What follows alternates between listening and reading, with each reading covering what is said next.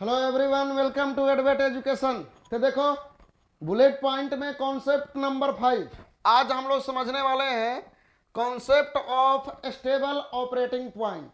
जैसे बहुत बार पूछा जाता है, ठीक है, कि इंडक्शन मोटर में दो ऑपरेटिंग पॉइंट दे देता है कि इसमें से कौन सा स्टेबल ऑपरेटिंग पॉइंट होगा और कौन सा अनस्टेबल ऑपरेटिंग पॉइंट होगा। तो ये सारी चीजें समझते हैं अभी कि ऑपरेटिंग पॉइंट क्या होता है और उसमें से स्टेबल को कैसे हम लोग पता करेंगे कि कौन सा स्टेबल ऑपरेटिंग पॉइंट है। तो चलो हम लोग यहां पर देखते हैं। देखो यहां पर concept of stable operating point, ठीक है। ये यहां पर टॉर्क वर्सेस स्लिप का कर्व है, अभी इसको नहीं देखेंगे। इससे पहले किसको हम लोग समझे, थोड़ा सा हम लोग मोटर का डायनेमिक इक्वेशन समझते हैं कि डायनेमिक इक्वेशन क्या होता है। तो जैसे चलते हैं हम लोग, dynamic equation in motor, motor में जो डायनेमिक इक्वेशन होगा वो हमारा क्या होगा, ठीक है। तो जैसे मान लो कि ये कोई मोटर है, ये मोटर कुछ हमारा ओमेगा स्पीड से इस डायरेक्शन में रोटेट कर रहा है, इस डायरेक्शन में रोटेट कर रहा है ओमेगा स्पीड से। अब मोटर किस टॉर्क के वजह से रोटेट करता है, तो हम लोग क्या कहेंगे कि this is the electromagnetic torque, या फिर इसी को हम लोग मोटर टॉर्क कहते हैं। तो जो कोई पूछे टी क्या है, तो T is motor torque, motor torque या फिर इलेक्ट्रोमैग्नेटिक टॉर्क, इसी को कह देते हैं हम लोग इलेक्ट्रोमैग्नेटिक टॉर्क, ठीक है। इलेक्ट्रोमैग्नेटिक टॉर्क ए है टी, यानी जिस डायरेक्शन में इलेक्ट्रोमैग्नेटिक टॉर्क लगेगा मोटर उसी डायरेक्शन में रोटेट करेगा, ये हम लोग जानते हैं। और इस इलेक्ट्रोमैग्नेटिक टॉर्क को बैलेंस करने के लिए हमारे पास इसके अपोजिट में आता है लोड टॉर्क। तो टीएल क्या है यहां पर, TL is load torque. TL क्या है, तो टीएल है हमारा लोड टॉर्क, ठीक है। तो जो डायनेमिक इक्वेशन बनता, अगर हम कहें कि इस मोटर का मोमेंट ऑफ इनर्शिया एम आई अगर जे है, मोमेंट ऑफ इनर्शिया कितना है, जे, तो जो डायनेमिक इक्वेशन बनेगा उसको हम लोग लिखते हैं J D omega by D T equal to T minus T L, equal to T minus T L. ये होता है हमारा dynamic equation of motor. Dynamic equation, dynamic equation. अब देखो डायनेमिक कंडीशन में क्या होता है, दो कंडीशन यहां पर हम लोग डिस्कस करते हैं, एक डायनेमिक कंडीशन, दूसरा होता है हमारा स्टेडी स्टेट कंडीशन, ठीक है। तो डायनेमिक कंडीशन में, in dynamic condition, dynamic condition कब आएगा, जब सिस्टम में हमारा कुछ डिस्टरबेंस अराइज होगा।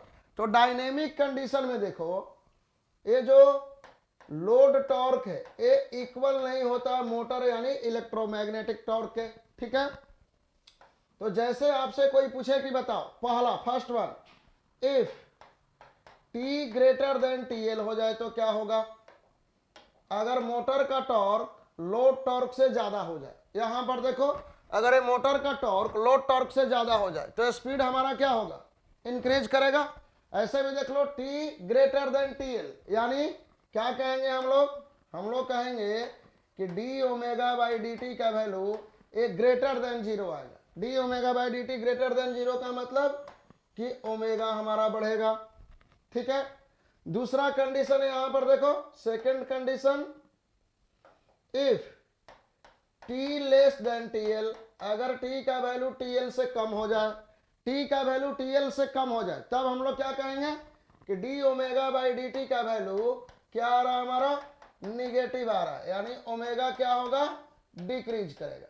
यानी डायनेमिक कंडीशन में या तो स्पीड बढ़ेगा या तो स्पीड क्या होगा, घटेगा।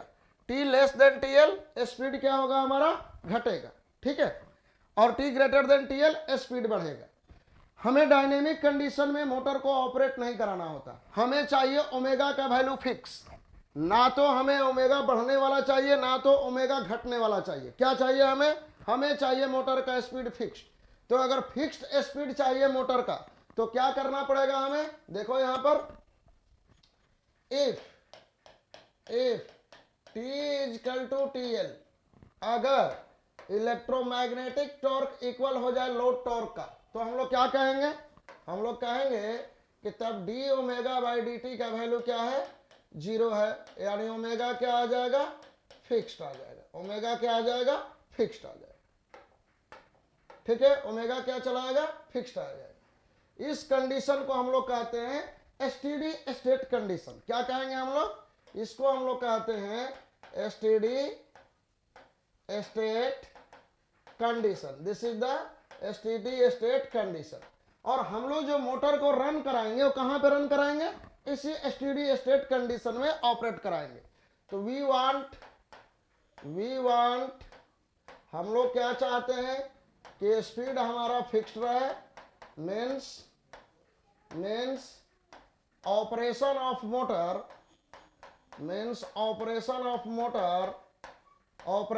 मोटर इन एसटीडी स्टेट। हम लोग क्या चाहते हैं कि मोटर का जो ऑपरेशन हमें मिले वो कहां पर मिले, एसटीडी स्टेट में मिले।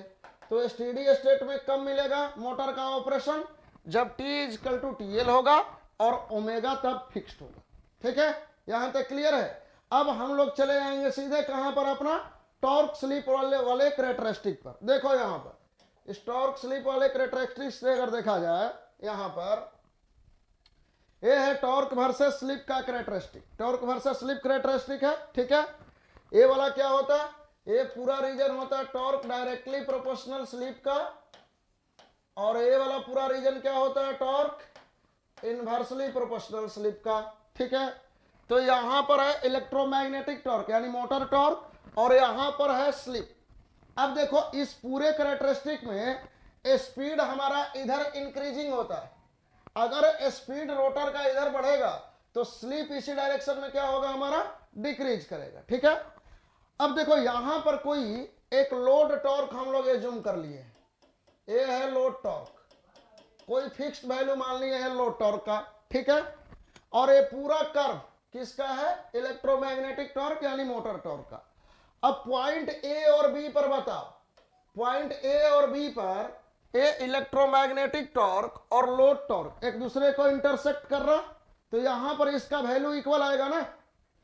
पॉइंट ए और बी पर लोड टॉर्क किसके इक्वल होगा, इलेक्ट्रोमैग्नेटिक टॉर्क के। यानी देखो यहां पर लिख रहे हैं at point A and B, point A और बी पर क्या है हमारे पास, T इजकल टू TL यानी electromagnetic torque equal to load torque, यानी तब हमें क्या मिलेगा, ओमेगा फिक्स्ड मिलेगा, ओमेगा फिक्स्ड मिलेगा।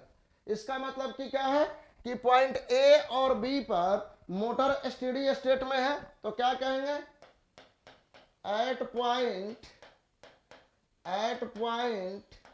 ए एंड बी, पॉइंट ए और बी पर motor is in steady state.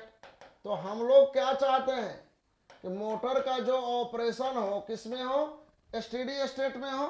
तो इसलिए पॉइंट ए और पॉइंट बी क्या हो गया हमारा, ऑपरेटिंग पॉइंट हो गया। Point A and B is operating point, point A और बी हो गया हमारा ऑपरेटिंग पॉइंट।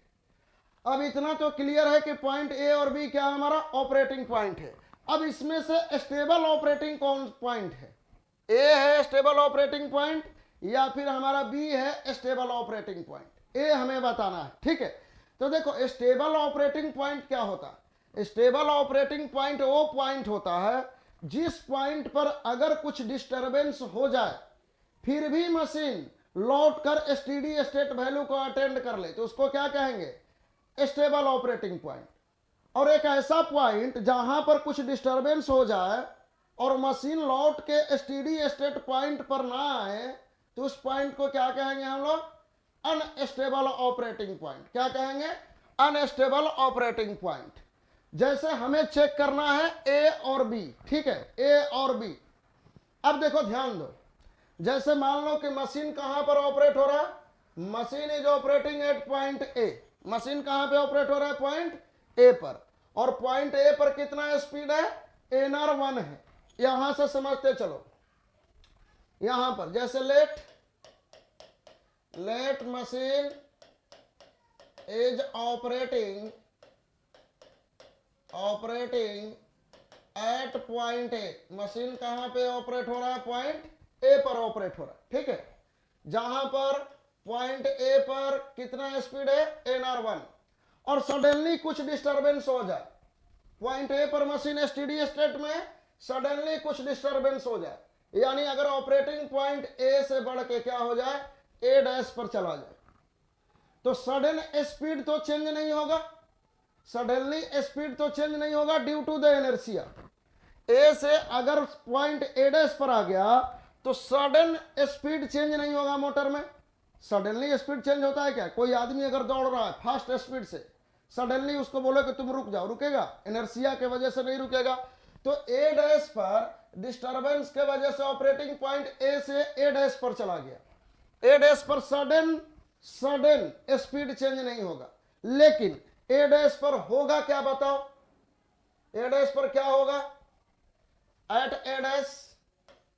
ए डैश पर क्या दिख रहा है हमें, ए डैश पर दिख रहा है कि टी ग्रेटर देन टीएल हो गया कि नहीं हो गया।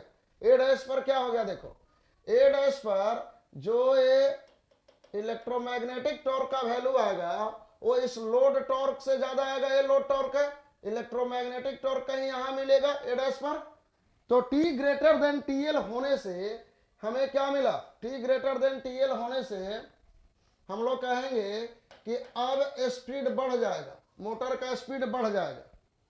यानी स्पीड बढ़ने का मतलब क्या है, स्पीड बढ़ने का मतलब क्या है कि यहां से एक किधर चला जाएगा, इस डायरेक्शन में स्पीड बढ़ जाएगा। ए डैश पर जाने के बाद मोटर का स्पीड बढ़ गया, यानी मोटर बताओ रिटर्न होके ए डैश से ए पर आ रहा है क्या, नहीं आ रहा, ए से किधर जा रहा है, स्पीड बढ़ के ए आगे की तरफ शिफ्ट कर रहा है ना, यानी क्या कहेंगे हम लोग कि मोटर ए से दूर जा रहा है, ए डैश से रिटर्न होके ए पर नहीं आ रहा, इसीलिए ए क्या हो गया हमारा, ए इज अनस्टेबल ऑपरेटिंग पॉइंट, ए क्या हो गया हमारा, अनस्टेबल ऑपरेटिंग पॉइंट।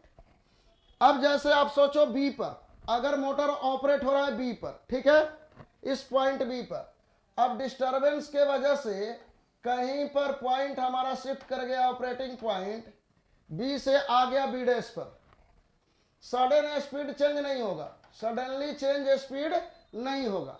अब बी डैश पर बताओ कि क्या होगा, एट बी डैश, जैसे मान लो मोटर ऑपरेट हो रहा है बी पर स्पीड है nr2, ठीक है। अब operating point due to disturbance कहां पर चला आया हमारा, बी डैश पर चला आया। अब बी डैश पर आने के बाद क्या दिख रहा है कि टी का वैल्यू जो है वो टीएल से कम है, तो टी का वैल्यू जब टीएल से कम है तो स्पीड क्या होगा हमारा, डिक्रीज करेगा, स्पीड क्या होगा हमारा, डिक्रीज करेगा कि नहीं करेगा।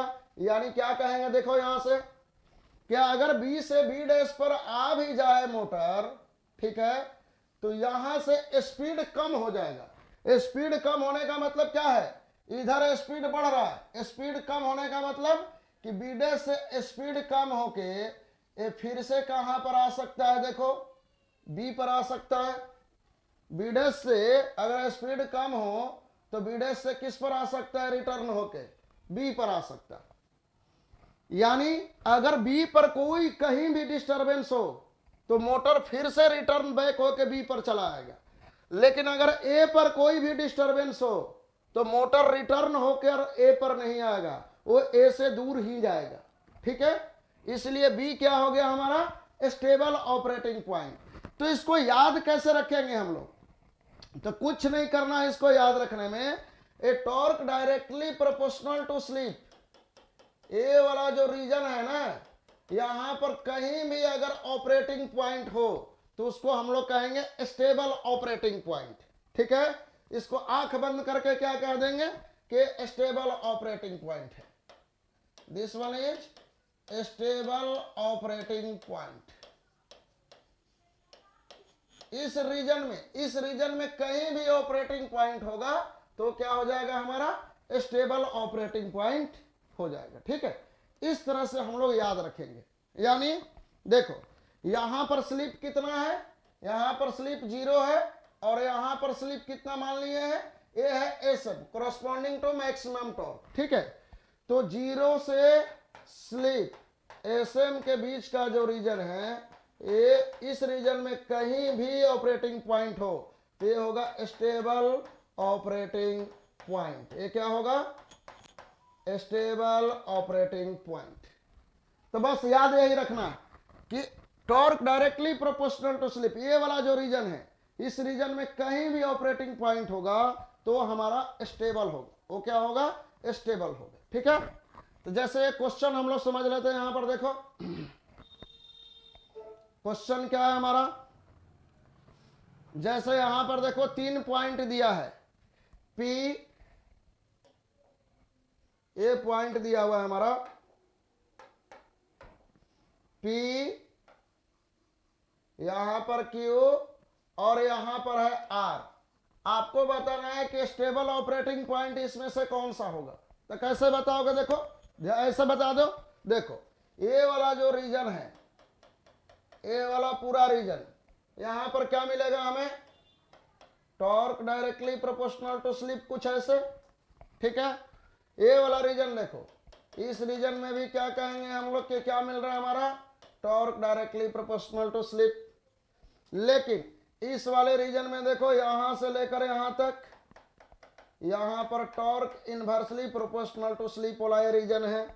ठीक है, तो कौन सा स्टेबल ऑपरेटिंग पॉइंट होगा, ए पी वाला होगा और एक कौन सा होगा, आर वाला।